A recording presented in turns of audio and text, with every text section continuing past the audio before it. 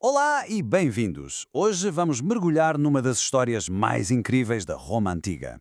É uma história sobre três homens, inimigos declarados, que decidiram, em segredo, tomar o poder. Não foi uma eleição, não foi uma batalha. Foi um acordo nos bastidores que mudou o mundo para sempre. Vamos lá ver como é que isto aconteceu. A pergunta é esta: como é que é possível três homens super ambiciosos, cada um a querer o topo para si, de repente a fazerem equipa? Parece quase impossível, não é? Pois bem, é precisamente esse quebra-cabeças que vamos resolver hoje. Ok, para percebermos a origem deste trio, temos de entender o cenário. Roma, na altura, era a maior potência do mundo. Mas isso era só por fora. Por dentro, as coisas estavam a ruir. A República Romana estava a desfazer-se, o velho sistema já não conseguia dar resposta aos problemas e o caos estava iminente. E o que era, afinal, esta república? Bom, de forma simples, não havia um rei. O poder, em teoria, pertencia ao povo, que elegia os seus representantes. Mas na prática, quem realmente mandava era o Senado, uma espécie de clube exclusivo das famílias mais ricas e poderosas. E era este sistema, com centenas de anos, que estava à beira do colapso. E porquê? Bem, os problemas eram gigantescos. Roma tinha crescido tanto que era quase impossível de governar a partir de um só sítio. Os generais, com as suas legiões, eram autênticas estrelas de rock e os soldados eram leais a eles, não ao Estado. E claro, a desigualdade era brutal. Uns poucos eram fabulosamente ricos, enquanto a maioria passava dificuldades. Era basicamente o ambiente perfeito para alguém com muita ambição virar a mesa.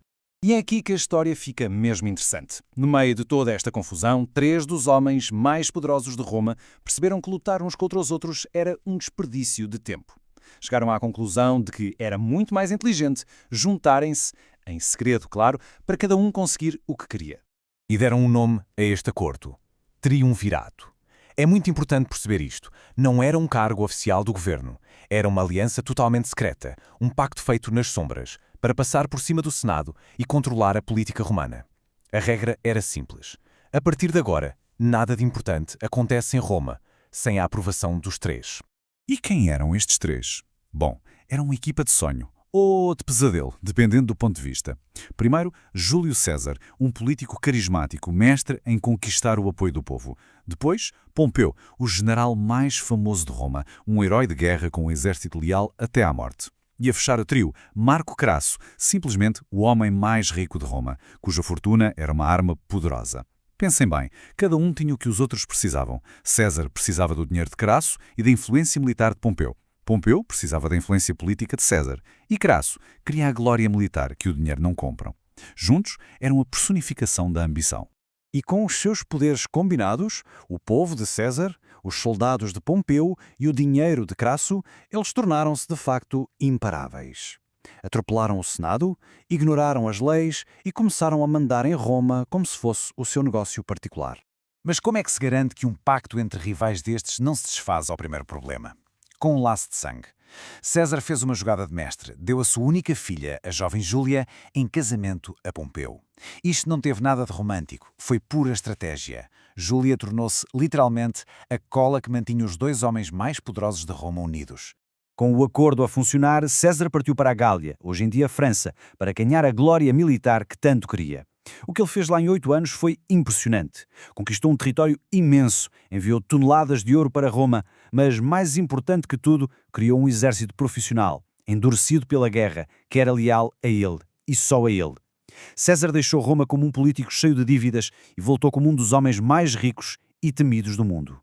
O auge do poder deles foi numa outra reunião secreta, na cidade de Luca. Aí, longe de Roma, eles agiram como se fossem os donos do mundo. Dividiram literalmente o império entre eles, como quem corta as fatias de um bolo. A Gália continuava para César, Pompeu ficava com a Espanha e Crasso com a Síria, onde esperava conseguir a sua grande vitória militar. Nesta altura, eles já nem sequer fingiam que o Senado tinha alguma palavra a dizer. Só que alianças construídas apenas com base na ambição são, por natureza, muito frágeis. E bastaram dois acontecimentos inesperados, uma tragédia familiar e um desastre militar, para que toda a estrutura começasse a desmoronar. Foram 2 golpes, um a seguir ao outro. Primeiro, a morte trágica de Júlia. Com ela, desapareceu o laço pessoal e familiar que ligava César e Pompeu.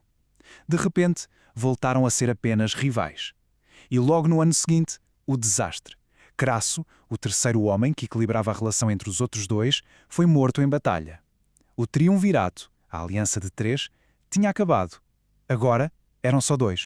Sem a cola de Júlia para os unir e sem Crasso para servir de mediador, o palco estava montado para o confronto final.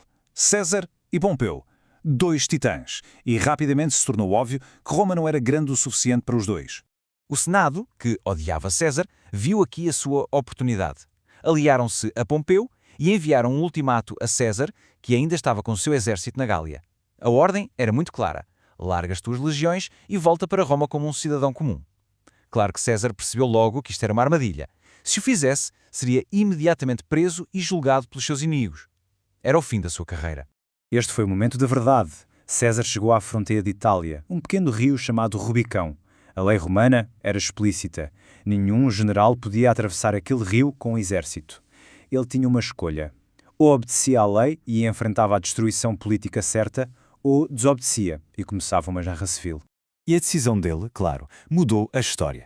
Diz-se que olhou para os seus soldados e disse a famosa frase em latim: Alia iacta est. A sorte está lançada. E deu ordem para atravessar. Nesse preciso instante, não havia volta a dar. A guerra era inevitável. A travessia do Rubicão foi muito mais do que um ato de guerra. Foi o fim simbólico da República Romana. A decisão de um homem de colocar a sua ambição e o seu exército acima da lei mergulhou o mundo romano numa guerra civil terrível que durou anos. Os acontecimentos seguintes foram rápidos e brutais.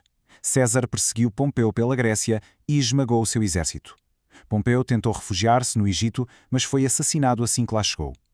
César regressou a Roma como o vencedor absoluto, o homem mais poderoso do mundo, e foi nomeado ditador para sempre. Mas este poder total durou pouco. Em 44 a.C., foi assassinado em pleno Senado. E aqui vem a grande ironia da história. Os senadores que mataram César achavam que estavam a salvar a República. Na verdade, estavam só a assinar a sua certidão de óbito. O primeiro triunvirato tinha provado uma coisa perigosa: que a lealdade de um exército a um só homem era mais forte do que todas as leis de Roma. O sistema estava irremediavelmente quebrado. O caminho estava agora aberto para que o herdeiro de César, Octaviano, se tornasse Augusto, o primeiro imperador de Roma. Esta história tem mais de 2000 anos, mas a questão que ela nos deixa é completamente atual. O que acontece quando a ambição de indivíduos se torna mais forte do que as instituições e as regras que nos governam a todos? É um aviso poderoso que a história nos deixou e que continua a ecoar até hoje.